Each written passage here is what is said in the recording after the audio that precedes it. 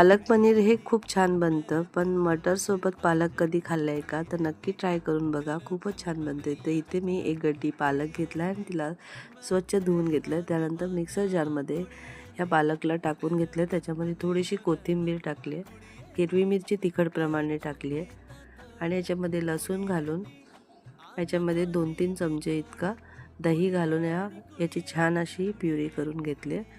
कढईमध्ये तेल गरम केलं आहे आणि त्यानंतर त्याच्यामध्ये जिरा टाकला आहे, तेजपत्ता टाकला आहे आणि हिंग टाकलं आहे.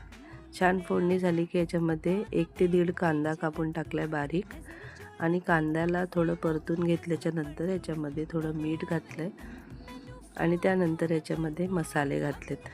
तर मसाल्यांमध्ये मी तिखटप्रमाणे थोडंसं लाल तिखट, गरम मसाला, धना पावडर आणि थोडीशी हळद घातली आणि याच्यामध्ये छान त्यांना परतवून घेतले.